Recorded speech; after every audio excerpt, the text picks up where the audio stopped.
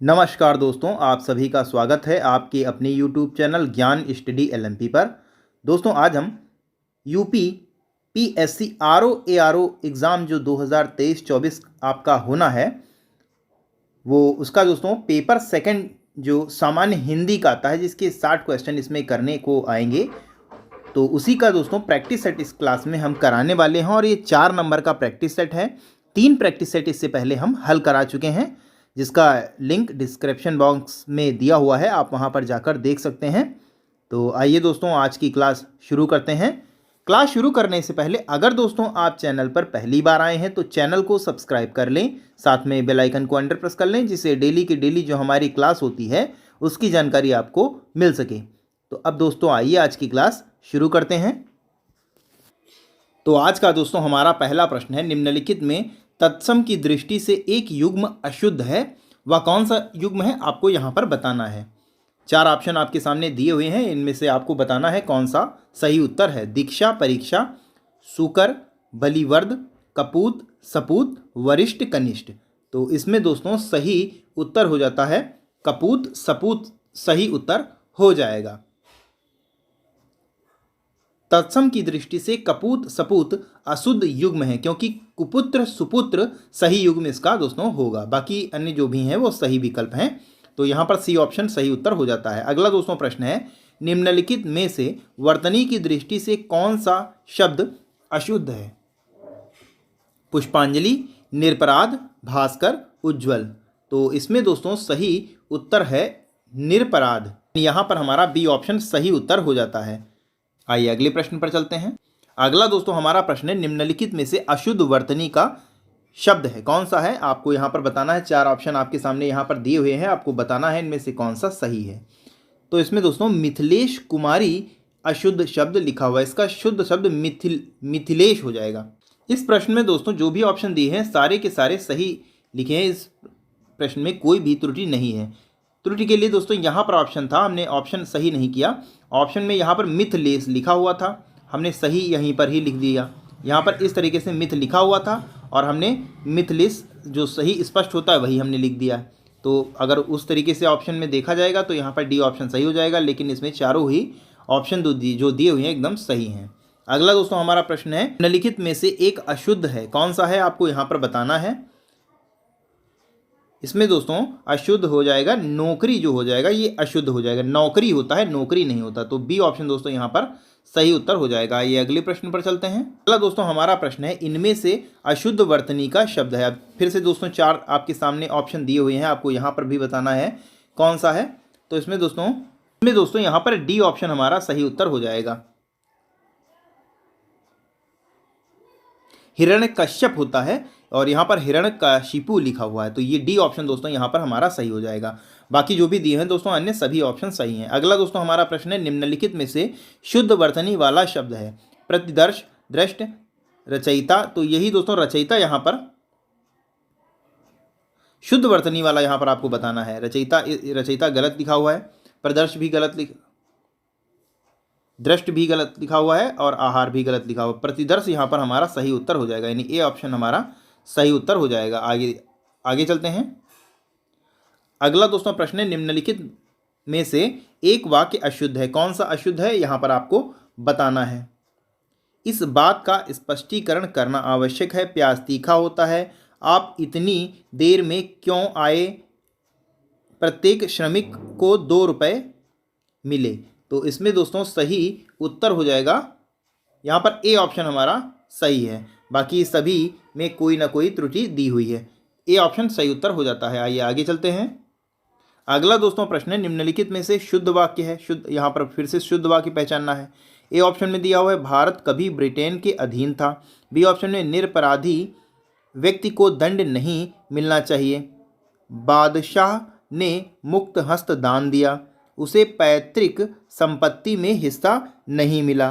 तो इसमें दोस्तों सही उत्तर हो जाएगा, बादशाह ने मुक्त हस्त दान दिया, यानी सी ऑप्शन दोस्तों यहाँ पर हमारा सही उत्तर हो जाएगा। आइए आगे चलते हैं। अगला दोस्तों हमारा प्रश्न है, निम्नलिखित में से कौन सा वाक्य अशुद्ध है। वह अनेकों मामलों में गवाह था। गलत है दोस्तों, ये गलत हो जाएगा। और तो यही दोस्तों हमारा हो सकता है सही आंसर भी हो जाए। आगे देख लेते हैं। नूपुर की ध्वनि मनमोहक है, एकदम सही है। आपकी मन कामना पूरी हो, ये भी सही है। मनुष्य गण मेरी बात पर ध्यान दें, ये भी दोस्तों सही है। तो ए ही ऑप्शन दोस्तों यहाँ पर हमारा सही उत्तर हो जाता है। आइए दोस्तों अगले प्रश्न पर चलता है। दोस्तों हमारा प्रश्न है शुद्ध वाक्य का चयन यहाँ पर करना है। तो शुद्ध वाक्य आप यहाँ से देख सकते हैं। इसमें दोस्तों ए ऑप्शन हमारा सही उत्तर हो जाएगा। सांसारिक समस्याओं में सभी फंसे हैं। बाकी दोस्तों देखिए सब में कोई ना कोई त्रुटि है। यहाँ पर देखिए निरपराध होगा, यहाँ पर ये गलत है। हिंदी देवनागरी लिख जाती है, ये भी दोस्तों गलत है। सहा नहीं जाएगा, हो जाएगा यहाँ पर। तो यहाँ पर ए ऑप्शन दोस्तों सही उत्तर हो जाता है। आइए आगे चलते हैं। अगला दोस्तों हमारा प्रश्न है अपनी सहारे पर रहने, अपने सहारे पर, यहाँ पर दोस्तों गलत लिखा हुआ है। अपने सहारे पर रहने वाले के लिए एक शब्द होगा। स्वावलंबी, आत्मनिर्भर, बलिष्ठ, आत्मविश्वासी। तो इसका दोस्तों सही उत्तर हो जाएगा स्वावलंबी हो जाएगा, यानी ए ऑप्शन दोस्तों यहाँ पर हमारा सही उत्तर हो जाएगा। अपने सहारे रहने वाले को स्वावलंबी कहते हैं। बलिष्ठ किसे कहते हैं अगर हम बात कर लें तो सबसे अधिक बलवान को बलिष्ठ कहते हैं। और खुद पर भरोसा करने वाले आत्मविश्वासी कहलाता है, आत्मविश्वासी कहलाता है। निर्भर रहने वाले को आत्मनिर्भर कहते हैं। तो यहाँ पर यह ऑप्शन हमारा सही उत्तर हो जाएगा। अगला दोस्तों प्रश्न है अप्रमेय किस वाक्यांश के लिए एक शब्द है जो तौला या नापा ना जा सके, जो अवश्य होने वाला हो, जो प्रमाण से सिद्ध ना हो सके, जो समय पर संभव ना हो। तो इसमें दोस्तों सही उत्तर हो जाएगा जो प्रमाण से सिद्ध ना किया जा सके, ना हो सके, वो अप्रमेय हो जाएगा। और जो तौला ना जा सके इसके लिए अगर बात की जाए तो अपरिमित हो जाएगा। जो अवश्य होने वाला हो इसके लिए अवश्यंभावी हो जाएगा। और जो समय पर संभव हो उसे असामयिक कहते हैं। तो यहाँ पर दोस्तों सी ऑप्शन सही उत्तर हो जाता है। आइए दोस्तों आगे चलते हैं। अगला दोस्तों हमारा प्रश्न है किसी पर विजय प्राप्त करने की इच्छा रखने वाला वाक्यांश के लिए एक शब्द क्या हो जाएगा। तो इसके लिए विजित, विजेता, जिगीषु और जिज्ञासु। तो इसके लिए दोस्तों हो जाएगा जिगीषु दोस्तों यहाँ पर हमारा सही उत्तर हो जाएगा, यानी यहाँ पर हमारा सी ऑप्शन सही उत्तर हो जाएगा। विजित जो जीत लिया गया हो उसे विजित कहते हैं। विजेता जीतने वाले को विजेता कहते हैं। वह जिसने विजय पाई हो उसे विजेता कहते हैं। और जिज्ञासु जो जानने की इच्छा रखता हो उसे जिज्ञासु कहते हैं। तो यहाँ पर दोस्तों सी ऑप्शन हमारा सही उत्तर हो जाता है। अगला दोस्तों प्रश्न है जो स्त्री सूर्य भी ना देख सके वाक्यांश के लिए शब्द है। शास्त्राज्ञा, असूर्यंपशा, स्त्रैण, दुर्निर्वार। तो इसका दोस्तों सही उत्तर हो जाएगा असूर्यस्पंसा, स्पस्या, असूर्यंपशा। इसका सही उत्तर हो जाएगा, यानी बी ऑप्शन दोस्तों यहाँ पर हमारा सही उत्तर हो जाता है। आगे चलते हैं। अगला दोस्तों प्रश्न है कुछ खास शर्तों पर किसी कार्य को करने का समझौता के लिए एक शब्द है। क्या है। कर्मठता, बेलदारी, ठेकेदारी, संविदा। तो कुछ खास शर्तों पर किसी कार्य को करने का समझौता कहलाता है, संविदा कहलाता है। तो यहाँ पर दोस्तों डी ऑप्शन हमारा सही उत्तर हो जाता है। कर्मठ होने की अवस्था या भाव जब होता है तो उसे कर्मठता कहते हैं। और जो बेलदार का काम या मिट्टी खोदने का काम करता है उसे बेलदारी कहते हैं। और जो निश्चित धनराशि लेकर एक नियत अवधि में काम करने की प्रक्रिया होती है उसे ठेकेदारी कहते हैं। तो यहाँ पर दोस्तों हमारा डी ऑप्शन सही उत्तर हो जाता है। अगला दोस्तों 16 नंबर का हमारा प्रश्न है जिसकी पहले से कोई आशा ना हो उसे क्या कहते हैं। अप्रत्याशित, आशातीत, आशाजनक, प्रत्याशित। तो इसमें दोस्तों सही उत्तर है अप्रत्याशित हमारा सही उत्तर हो जाएगा, यानी यहाँ पर हमारा ए ऑप्शन सही उत्तर हो जाएगा। आइए अगले प्रश्न पर चलते हैं। अगला दोस्तों हमारा प्रश्न है राज्य द्वारा निकाला गया आधिकारिक आदेश वाक्यांश के लिए एक शब्द होगा। क्या होगा आपको यहाँ पर बताना है। अधिनियम, अध्यादेश, अधियाचना, अधिसूचना। तो राज्य के लिए निकाला गया आधिकारिक आदेश को कहते हैं अध्यादेश कहा जाता है। तो यहाँ पर दोस्तों बी ऑप्शन हमारा सही उत्तर हो जाएगा। राज्य द्वारा निकाला गया आधिकारिक आदेश को अध्यादेश कहते हैं। और अधिनियम किसे कहते हैं।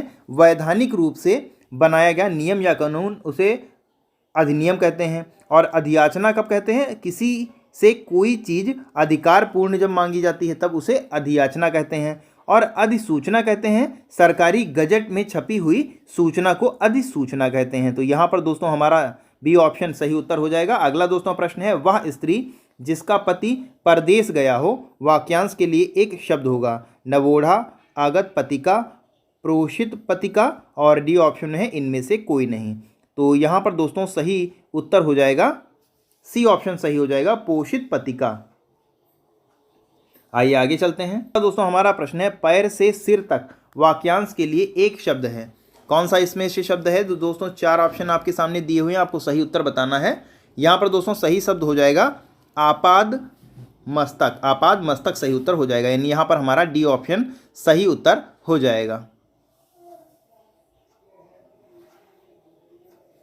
अगला दोस्तों प्रश्न है, अनुचित बात के लिए आग्रह करने वाला वाक्यांश के लिए एक शब्द है। दुराग्रह, अनाग्रही, दुराग्रही, कुआग्रही। तो इसका दोस्तों शब्द सही उत्तर हो जाएगा, सही शब्द उत्तर हो जाएगा इसका दुराग्रही, इसका सही उत्तर हो जाएगा, यानी यहां पर हमारा सी ऑप्शन सही उत्तर हो जाता है। आइए आगे चलते हैं।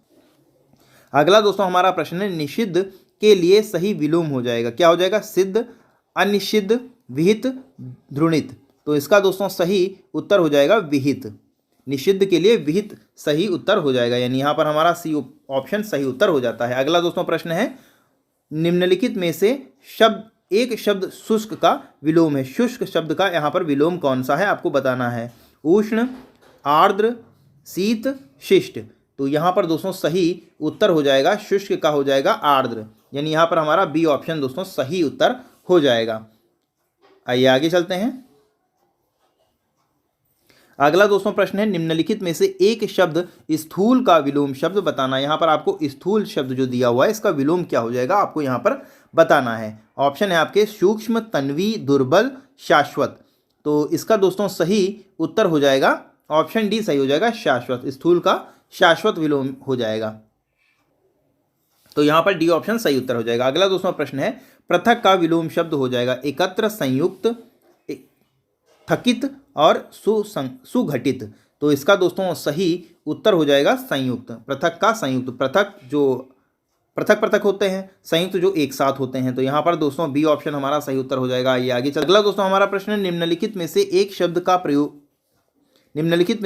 शब्द प्रयोग का विलोम है। प्रयोग का यहाँ पर आपको विलोम बताना है। समुपयोग, निरुपयोग, सदुपयोग, अनुप्रयोग। तो प्रयोग का यहाँ पर हो जाएगा अनुप्रयोग, यानी यहां पर हमारा डी ऑप्शन दोस्तों सही उत्तर हो जाएगा।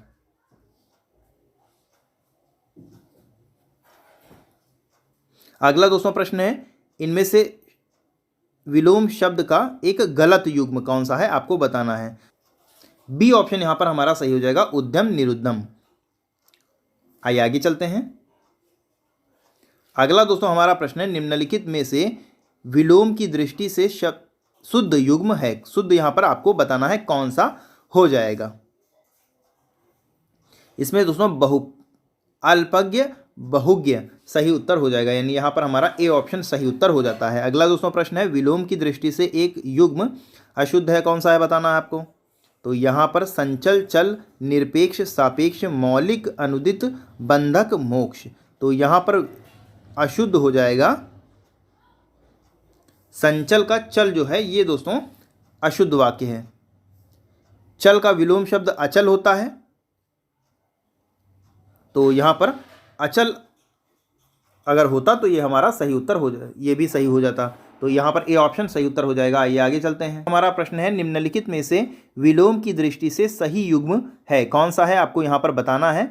आग्रह, विग्रह, अपकर्ष, उपकर्ष, जारज, औरस, औरत और उत्सर्जन, विसर्जन। तो यहां पर दोस्तों सही उत्तर हो जाएगा जारज, औरस।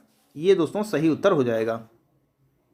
अगला दोस्तों है, निम्नलिखित में से विलोम शब्दों का सही युग्म। यहां पर भी आपको बताना है विलोम शब्दों का सही युग्म। तो विलोम शब्द युग्म की दृष्टि से अधि, निरध तथा हया, बेहया।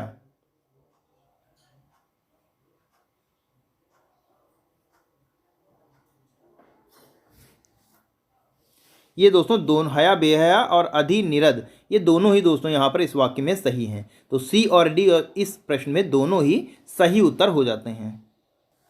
तो आज के इस प्रैक्टिस सेट में 30 प्रश्न हमने कराए। आपको कमेंट बॉक्स में बताना है आपके कितने भी प्रश्न सही हुई है। इसका पहला भाग हम करा चुके हैं, वो आप डिस्क्रिप्शन बॉक्स में इसका लिंक दिया हुआ है, वहाँ से आप क्लिक कर देख सकते हैं। तो कैसी लगी दोस्तों क्लास आपको बताना है। अगर क्लास अच्छी लगी हो तो वीडियो को लाइक करें और ज़्यादा से ज़्यादा शेयर करें। अगर आप चैनल पर पहली बार आए हैं तो चैनल को सब्सक्राइब कर लें। मिलते हैं दोस्तों अगली क्लास में, तब तक के लिए नमस्कार, जय हिंद, जय भारत।